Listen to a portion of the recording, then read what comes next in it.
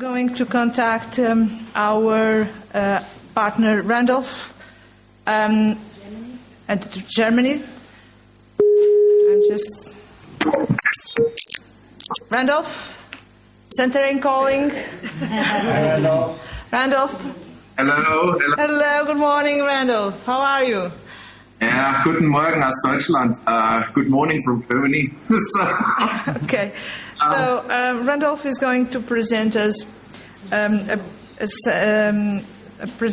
She's going to give us a presentation about digital literacy as cornerstone of knowledge society, focal points and initiatives in Germany. So, how is it in Germany? We're doing fine in Germany, thank you.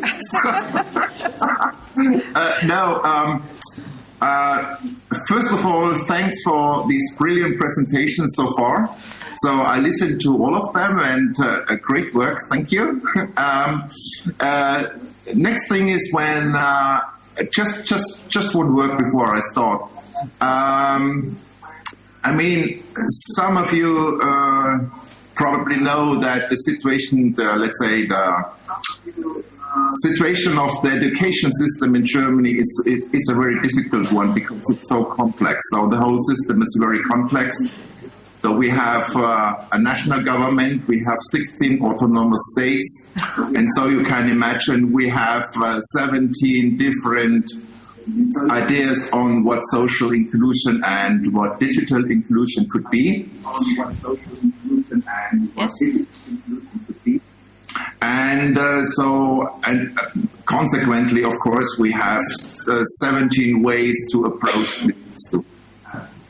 17 ways to approach it. So very different opinions on what it is and how we approach it. So, but this is only a small remark on the situation in Germany. And when I presented, when I prepared this presentation for you, just a second. It's very easy to turn off your... I get a feedback here, and so I listen to myself. I think it's live streaming, no? Okay, Maybe so... it's better for you to turn off the audio of live streaming. So,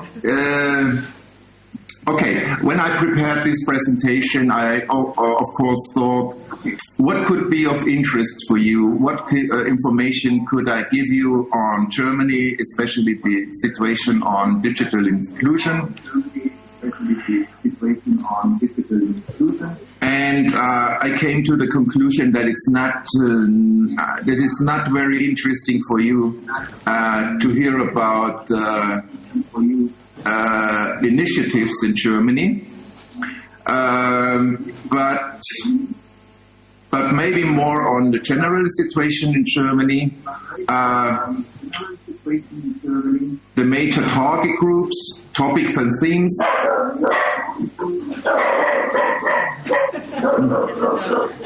Just a second.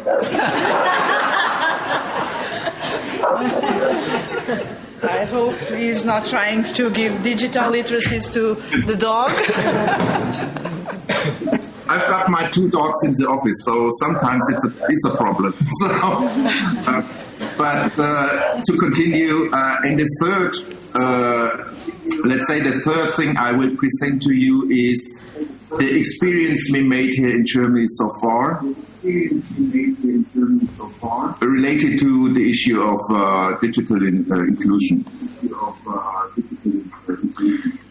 So I have sent Paolo. You have? Yeah. So can we start with the slides? Yeah. I'll have to check my email.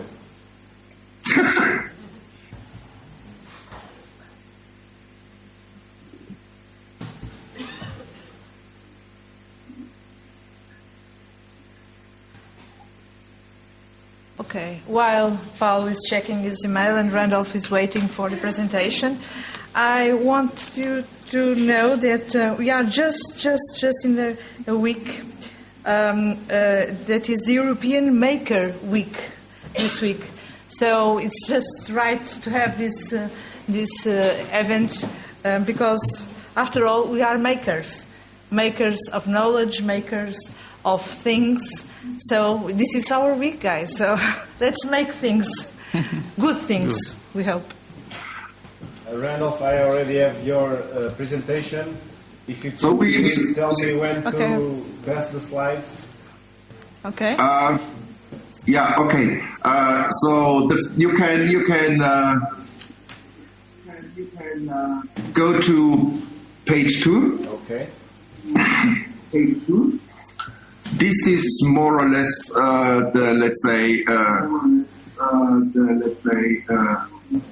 my first topic, and you can now go to the next slide. Okay. Yes. Yes. Okay. So what you see here is, I called it a landscape of digital user groups in Germany. I called it a landscape of digital user groups in Germany. So you see, we have 6 groups. So you see, we have 6 groups. The first one probably is the most relevant to our project. The first one probably is the most relevant to our project, which is the people, let's say, who are outside the education system, who do not participate in any kind of education, or Randolph, sorry to interrupt you. Can you please just turn off your sound, because you are listening to yourself and you are delaying your presentation because you're always waiting for your sound to end. Okay, I try to switch off. Okay, if you need to say something, just say goodbye or something that we know that you are saying something else, or just speak.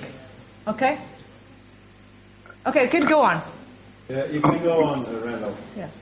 Okay, so as I said, this first group outside reluctant people, so people reluctant to adopt new technologies, for example, there's 27% in Germany. And interestingly, the average age of these 27% is 65 years. And it's mainly women, so 64% is women. And they have usually a low income, and they have a low level of education. And you see only 2 out of 10 use the internet at all, and the daily usage is 7 minutes. So this is, let's say, really a group of people who's not connected with modern technologies. So the second one is, which is the biggest one, it's people who use new technologies, the internet at home, and they use it occasionally. So an average age is 47 years. Also, this group has a low level of education, but 98% use the internet, especially for searching things and for shopping mainly. But let's say the difficulty here is that the internet and new technologies have no personal value for those people. So they are not really interested in using these technologies for different purposes. So only for searching things and for shopping. So, and the daily usage here is 1 hour, 1.5 hours approximately. And then you see, I will not explain all of that, but you see, then you have medium level groups which use the internet very often, and also technology very often. And so, and you see, the use of internet and modern technology increases, how should I say, the people become younger. The younger the people are, the more they use internet and new technologies. So, and you see there is, let's say the group of smart and mobile users is 6%, which is people who have excellent ICT skills and are aware of new trends, and they themselves are trendsetters here in Germany.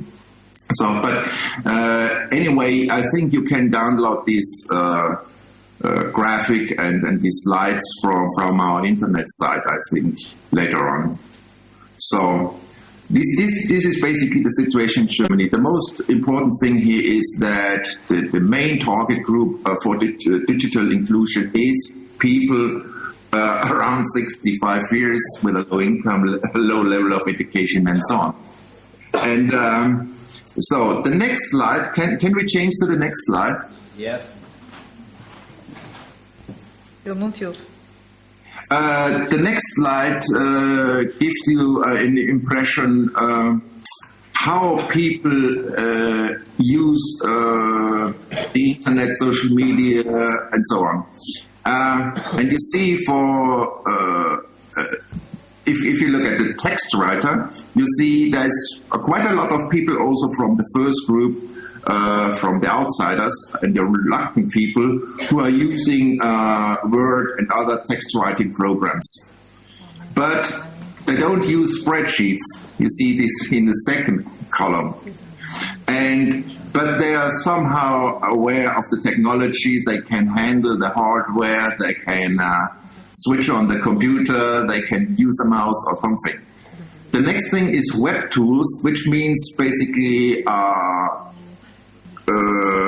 using a website or a blog or something like that. So you see in all groups the usage is very low. So and this is I think also where our project comes in, because we have an extra let's say learning unit which deals with the topic of how to build a website and how to use the website, how to publish on a website and things like that. So this is really, let's say, an area where our project comes in when it's about Germany. And then we have the use of social media, and here you see that the outside people, they don't use social media at all. And the reason for this is that people are very, very critical. So they fear of, they think they lose the privacy, they got something to lose when they use social media. So they are very, very reluctant to use that. So can we go to the next slide? So just...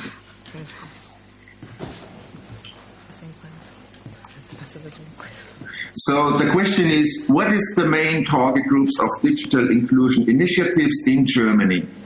And we have basically three groups. The first group, I mentioned them before, is elderly people. This is the biggest group. And the most initiatives in the field carrying out training are adult education organizations. But there's also some topics related with that which you don't see in the first place. It's, for example, connected to intergenerational learning, family learning, things like that. So a lot of things are happening actually when it's regarding intergenerational learning. So younger people teach older people how to use the internet and new technologies. The second one is disadvantaged youth, which is a major target group of the different states here in Germany, or let's say of the public support system. We have a huge support system for this target group of disadvantaged youth. And we have, for example, training in schools, training at the workplace, and things like that. And so there is a huge amount of initiatives targeting at the at young people. And the third one, which is a very new one, is migrants.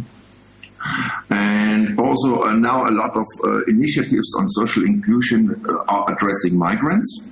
But this is basically the trainings are basically carried out by non-governmental organizations. So there is quite no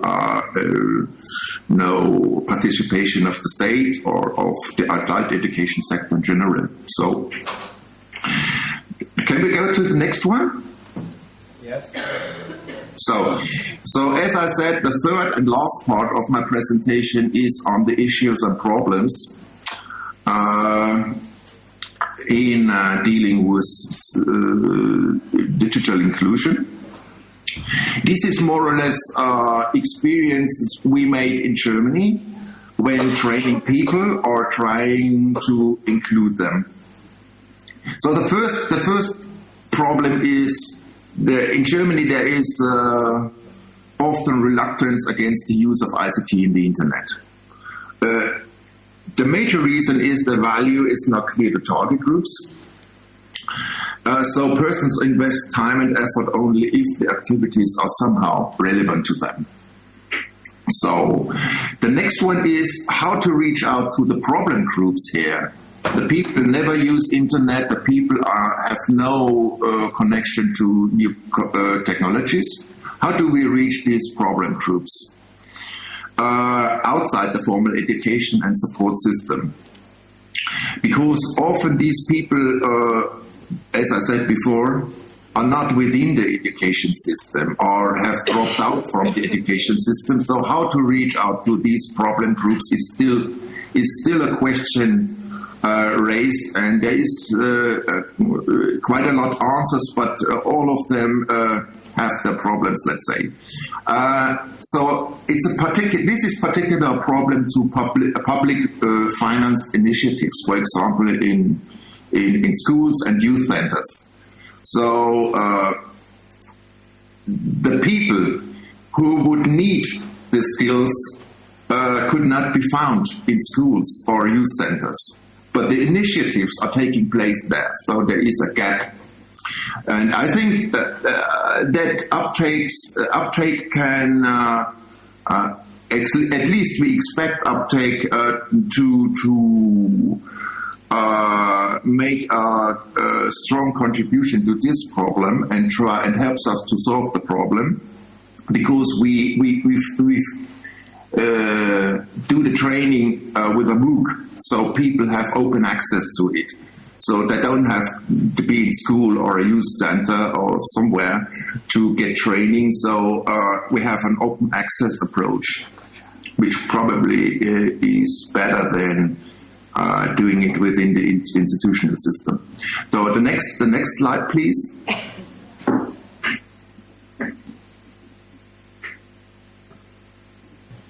So the next one is how could we measure success here in this area of social inclusion? And often the impact is difficult to measure, and even criteria for success are very difficult to determine. So that makes it difficult for training organizations to carry out this kind of training. And the next one is that persons, the experience is that persons only engage in training or other measures if it makes some meaning to them.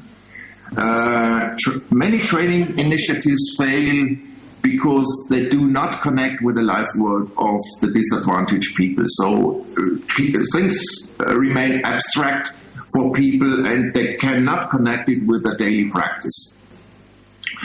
The empowerment is also a problem because many of the disadvantaged people suffer from bad experience they have made within the formal education system.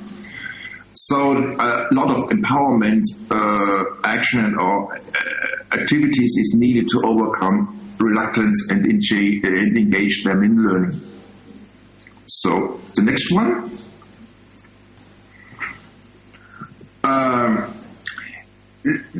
When we deal with people who don't have digital skills, we also have to take in account that they miss also other key competences, such as resilience, which they need to stay focused on a learning activity or fully complete a training unit. So it's very difficult, for example, to work with young people or disadvantaged young people longer than 1 hour or so. So it takes a lot of again, empowerment and support for this kind of for these people.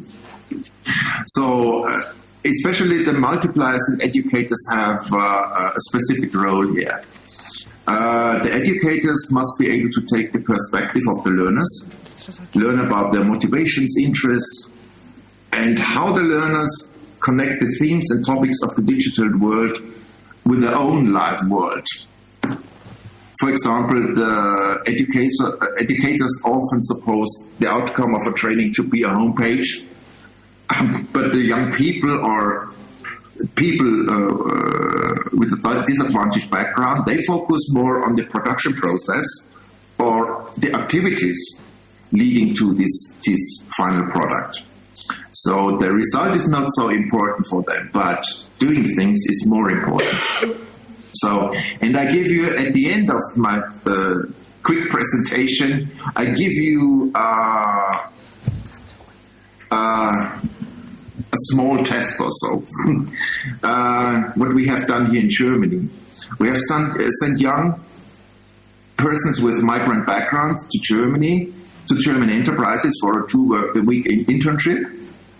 And they have been given a one-way camera. And they were asked to document their work experience in photographs.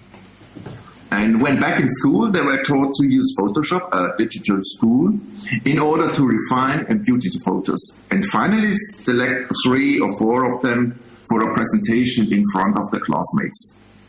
And this is let's say, this is an example now how people connect digital tools with their live world. The educators, interestingly, decided for photos like the A photo here on the left side.